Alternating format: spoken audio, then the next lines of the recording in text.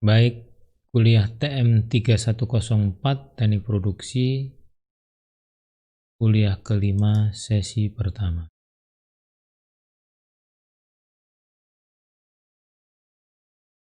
Baik, pada bahasan kali ini kita akan membahas tentang optimum production rate. Gitu. Jika kuliah-kuliah sebelumnya kita sudah bahas tentang improve performance gitu ya. Ini kita bisa menentukan dari improve performance tadi production rate-nya yang kita maukan berapa sehingga kita dapat bottom hole pressure atau PWF pada kondisi berapa. Tapi pada improve performance tadi yang jadi pertanyaan adalah sebenarnya ada batasan atau tidak sih kita produksikan tersebut, apakah bisa kita produksi maksimalkan gitu ya. Tapi ternyata kan tidak, karena kita ingat bahwa awal ketika kita produksikan, ketika dulu tes-tes dilakukan pada kondisi absolute open flow atau dibuka, terjadi kerusakan pada sumur. Nah, sebenarnya production optimization itu menyangkut banyak hal gitu ya gitu. Jadi kalau kita lihat sebenarnya ada beberapa hal di production optimization itu. Jadi ada yang near wellbore gitu ya. Kita lihat itu ada optimalkan tentang water conning, terus near wellbore comfort management gitu.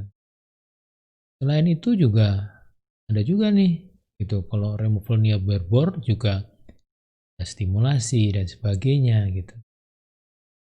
Jadi di Maximus Productivity Index juga bisa saja kita lakukan untuk menambah Productivity Index, kita bisa saja melakukan fracturing dan multilateral completion gitu. Tapi dari beberapa hal yang akan kita bahas di sini gitu ya, kita akan fokus kepada hal-hal di sekitar subang sumur yang berkaitan sama improve performance. Jadi banyak hal di sini yang bisa dioptimalkan, tetapi kita batasin pada yang bagian production rate saja. Nah, apa sih sebenarnya yang membatasin laju alir tadi kalau kita lihat dari improve performance gitu ya?